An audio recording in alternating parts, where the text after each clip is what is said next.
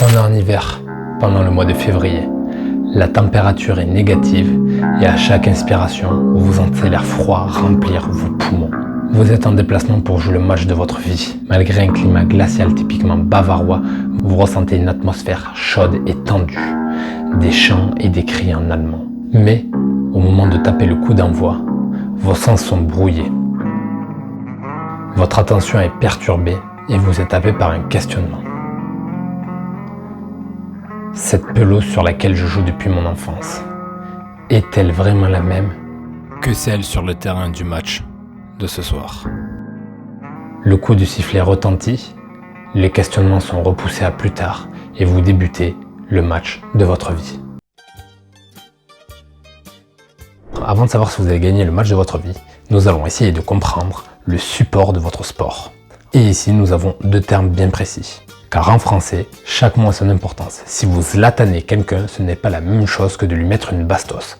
Alors, soyons précis. Le terme de gazon, cela regroupe plus largement la culture de graminées et de plantes qui sont densément regroupées dans un même milieu avec une biodiversité importante de faune et de flore. Alors en opposition, la pelouse sera une monoculture d'une seule ou deux graminées ne permettant pas le développement de la biodiversité, mais alors créant une seule et simple culture, c'est-à-dire la monoculture. Mais alors, sans cette pelouse, que perdons-nous? Nous allons perdre énormément de rencontre mythique parce qu'elle sera le support de nombreux sports. Une finale de Coupe du Monde de rugby au Stade de France où elle portera les stigmates des mêlées, une pelouse qui fera alors fuser les passes de Toni Kroos vers un Vinicius Junior tranchant, ou alors même une pelouse qui fera ressortir et briller toute la classe et l'élégance de Roger Federer contre Novak Djokovic, nonchalant et bionique.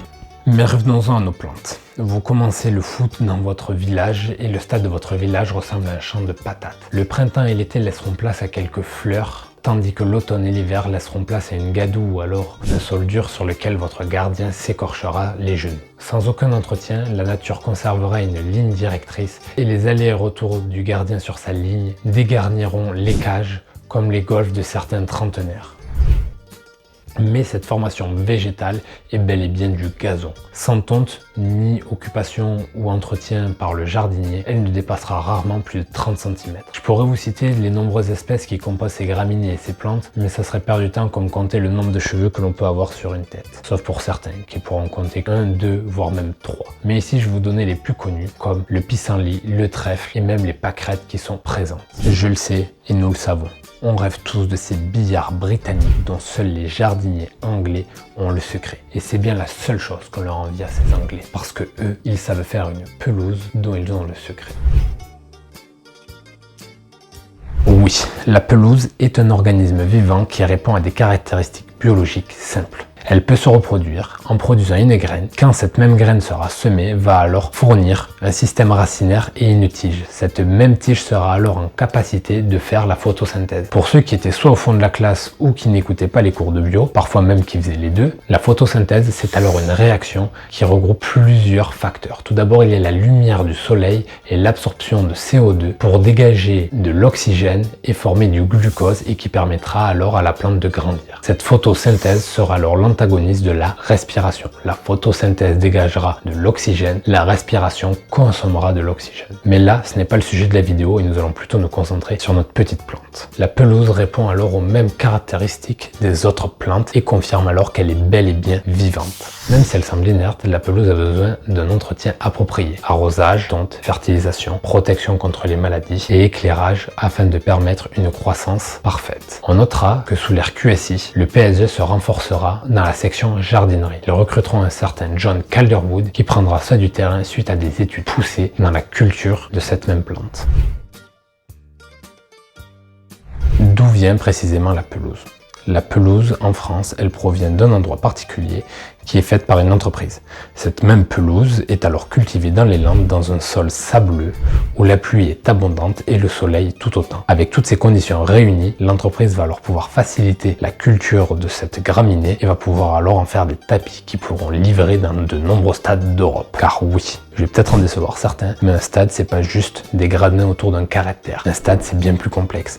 Un stade c'est des installations qui permettent d'entretenir un gazon, qui permettent alors de l'arroser avec un quadrillage drainage interne et souterrain en termes de réseau d'eau et voire même de réseau de cordons chauffants afin d'éviter que cette même pelouse gèle et ne puisse être inutilisable lors des jours de match avec grand froid comme nous l'avons vu dans le début de notre vidéo.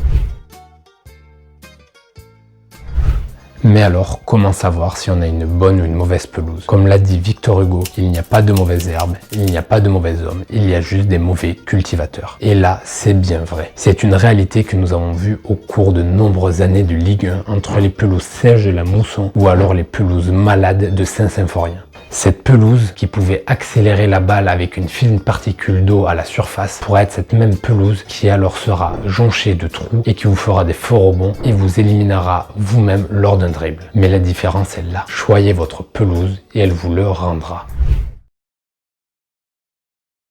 Ce match, dont l'atmosphère était tendue, vous l'avez gagné 2-0. Et cela est dû aux nombreuses connaissances que vous avez sur la pelouse. Vous avez compris comment elle fonctionne et comment l'utiliser. Tacle, interception, relance et même frappe et dribble. Vous savez que la balle ne vous quittera pas des pieds car vous savez comment la pelouse va réagir à chaque appui et à chaque mouvement. Mais la personne que l'on peut remercier pour ce match, ça sera le jardinier. Le jardinier qui imposera une coupe particulière à cet organisme vivant qui lui permettra de révéler tout son potentiel dans le sport de votre sport. Qui pourtant, au début, n'était qu'un graminé quelconque et sauvage.